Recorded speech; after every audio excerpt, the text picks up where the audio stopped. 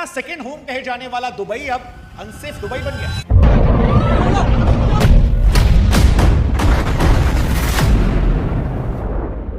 Israel America versus Iran की लड़ाई में जब खामनेई का कत्ल हुआ और फिर ईरान ने पलटवार किया, उसने दुनिया को हिला कर दिया। और पहली बार दुबई ने डर, क्योंकि एक वक्त था जब लोग अपनी दौलत और सपनों को सुरक्षित रखने के लिए सीधे दुबई भागते थे। आप दुनिया में कहीं रहते हो, लोग कहते थे कि दुबई में एक घर तो होना चाहिए, जिंदगी क्या है वहीं पर नजर आती है।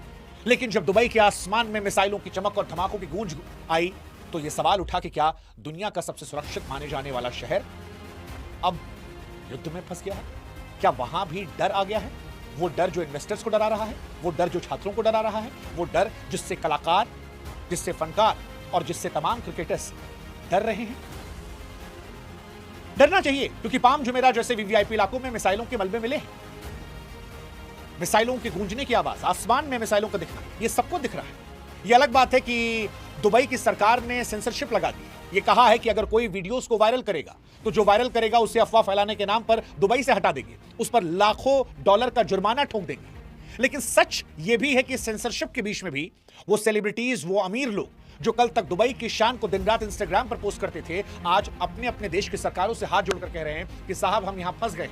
चाहे वो जॉनी बेरिस्टो हो, चाहे वो भारत के तमाम एक्टर्स एक्ट्रेस हो, चाहे वो पीवी सिंधु हो, तमाम लोग हैं जो हाथ जोड़ रहे हैं, कह रहे हैं प्लीज हमें बुला लो। इनके घर वाले चिंतित हैं।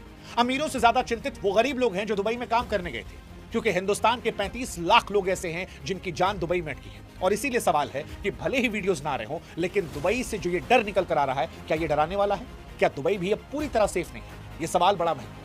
आज दुबई की हम बात करेंगे, लेकिन इस बात की शुरुआत हम करें इससे पहले हमारी फिर से आपसे गुजारिश है कि आप हमारे व्हाट्सएप चैनल को जरूर सब्सक्राइब करें। हमने कमेंट सेक्शन में, डिस्क्रिप्शन में अपना व्हाट्सएप चैनल का लिंक जो है वो दे रखा है।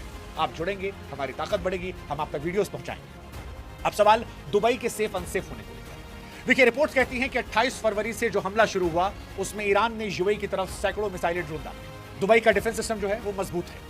अमेरिका और इजराइल की मदद से 90 से ज्यादा हमलों को उसने हवा में ढेर कर दिया। लेकिन असली समस्या हवा में नष्ट हुई मिसाइलों के भारी भरकम मलबों को लेकर है, क्योंकि वो शहर के ऊपर गिर रहा है। पाम जुमेरा के फेराबोंट होटल के पास मलबा गिरने से आग लग गई, जिसे बाद में बुझाया गया। बुल अर्ज अरब होटल की बाहरी दीवारों के पास भी नुकसान दिखाई पड़ा। और बड़ी चिंता जो है वो जेबल अली पोर्ट को लेकर है, जहां धमाकों और मलबों की वजह से कामकाज रुक गया, व्यापार की रफ्तार धीमी हो गई। दुबई एयरपोर्ट के पास जो मलबा गिरा, रनवे प्रभावित हुआ, उसमें 4 कर्मचारियों की घायल होने की खबरें आई। अब तक जो आंकड़े आए हैं उसके मुताबिक 3 लोगों की मौत हुई है, 58 लोग घायल हैं। शहर चल रहा है, लेकिन आसमान से गिरता यह मलबा सुरक्षा पर सवाल उठा रहा है। और ईरान, जिसके पास अब हारने को कुछ नहीं है, वो अमेरिका के खास सभी देशों पर हमला कर रहा है, और उसमें दुबई भी है। और यहीं से डर का सवाल शुरू होता है, क्योंकि दुबई में भारत के करीब 35 से 38 लाख भारतीय रहते हैं। और ये वो भारतीय हैं जो बार बार हिंदुस्तान आकर कहते थे कि भैया दुबई चलो, हिंदुस्तान में कुछ नहीं रखा है, दुबई में हमारे ये है, दुबई में हमारे वो है, दुबई हमारा ऐसा है, दुबई हमारा ऐसा है। लेकिन अब दुबई सेफेस्ट कंट्री कहने वाले लोग परेशान हो रहे हैं, और उनमें भी सबसे ज्यादा मजदूर और छात्र परेशान हो रहे हैं। लेबर कैंप्स में डर का माहौल है, क्योंकि सुरक्षा कारणों से कई बड़े प्रोजेक्ट से काम रोक दिया गया है। खाने पीने की कमी तो नहीं है, लेकिन डर के मारे लोग राशन जमा कर रहे हैं, जिससे सप्लाई में दिक्कत आ रही है। इनफैक्ट पुणे के 84 छात्र जो स्टडी टूर पर दुबई गए थे, वो उड़ानों की पाबंदी, एयर स्पेस बंद होने की वजह से फिलहाल होटलों में फंसे। करीब 700 उड़ानें रद्द या लेट होने से एयर इंडिया और इंडिगो जैसी एयरलाइंस का पूरा शेड्यूल बिगड़ा है, और हजारों भारतीय सैलानी एयरपोर्ट पर अपनी बारी का इंतजार कर रहे हैं। भारत सरकार इस पर नजर रखे हुए है, जरूरत पड़ने पर नागरिकों को निकालने के लिए इवैक्यूएशन प्लान को भी तैयार कर रही है। लेकिन सवाल यह है कि अब वो जो सेफ्टी दुबई में महसूस हो रही थी, वो इस युद्ध ने क्या अनसेफ फील करा दी? एक सवाल और लोगों के मन में आ सकता है कि ईरान के निशाने पर आखिर दुबई क्यों? तो देखिए, एक्सपर्ट्स का यह मानना है कि ईरान का असली निशाना अमेरिका और उसके ठिकाने है, लेकिन दुबई अपनी लोकेशन की वजह से इस जंग के लपेटे में आ गया।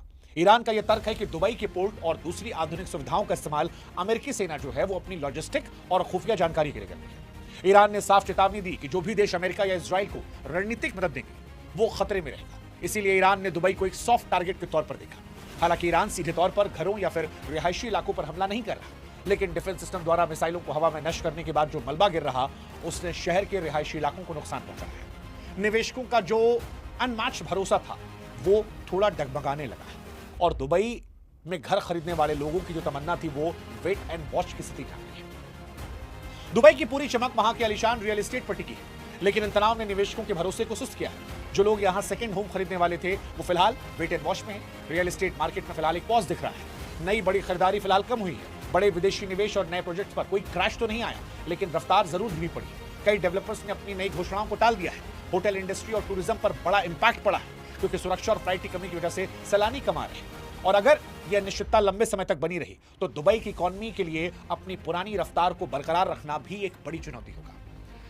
इधर जेबल अली पोर्ट पर कामकाज प्रभावित होने से सप्लाई चेन पर दबाव दिखा। दुबई अपनी ज्यादातर जरूरतों के लिए इंपोर्ट पर निर्भर करता है, इसलिए पोर्ट या एयरपोर्ट पर अगर कोई रुकावट होती है तो वो वहां के बाजार को प्रभावित करती है। बंदरगाह का काम धीमा होने की वजह से जरूरी चीजों की सप्लाई में अड़चन आती है। दुकानों में सामान की भारी कमी तो नहीं, लेकिन लोग पैनिक कर रहे हैं, सामान इकट्ठा कर रहे हैं, क्योंकि वो जानते हैं कि ईरान कुछ भी कर सकता है। इसीलिए शायद डर पैदा हो रहा है कि युद्ध कितना लंबा जाएगा और इसकी वजह से कीमतों में उछाल भी देखने को मिलेगा। दूध, ब्रेड, ताजी सब्जियों के दाम कुछ जगहों पर बढ़ गए हैं, कई जगह भविष्य में और बढ़ सकते हैं। लेकिन इन सब के बीच में दुबई में आम परिवारों और मजदूरों के लिए खर्चों को मैनेज करना मुश्किल होगा। प्रशासन हालांकि सप्लाई बनाए रखने के लिए कोशिशें कर रहा है, लेकिन युद्ध के डर ने बाजार की मनोवैज्ञानिक स्थिति को बिगाड़ा है। कुल मिलाकर कहें तो दुबई के लिए अस्तित्व और साख की लड़ाई है। एक तरफ दुबई प्रशासन अपनी ग्लोबल इमेज को बचाने के लिए सूचनाओं के प्रचार पर सख्त पाबंदी लगा चुका है। सोशल मीडिया पर हमले की तस्वीर या मलबे की तस्वीर डालना उसके लिए भारी जुर्माना और जेल की सजा दिला सकता है। दूसरी तरफ अपने एयर डिफेंस सिस्टम के जरिए वो ये कोशिश भी कर रहा है कि हम काफी अपडेटेड हैं, लेकिन सच ये भी है कि युद्ध के दौर में 100% सुरक्षा मुमकिन नहीं होती।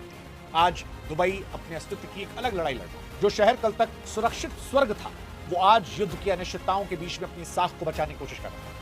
भविष्य अब कूटनीति पर निर्भर है। क्या दुबई फिर से वही चमक हासिल कर पाएगा, या महाशक्तियों की इस जंग में अपनी वैश्विक पहचान को वो खो देगा? क्या इजराइल, अमेरिका, ईरान के युद्ध में दुबई सैंडविच बन जाएगा? ये सवाल बड़ा महत्वपूर्ण है। क्या आपका भी कोई अपना दुबई में फंसा है? क्या उन्हें भी वहां डर लग रहा है? क्या वो खुलकर जो बात फोन पर आपसे कहते हैं वो बात वीडियोस के जरिए सोशल मीडिया पर डाल पा रहे हैं, या आप मान रहे हैं कि दुबई का पीआर और दुबई प्रशासन की सख्त चेतावनियों ने दुबई की खबरों को फिलहाल सेंसरशिप कर रखा है? कमेंट सेक्शन में अपना फर्स्ट हैंड एक्सपीरियंस बताएं और हमारे व्हाट्सएप चैनल से जरूर जुड़ें।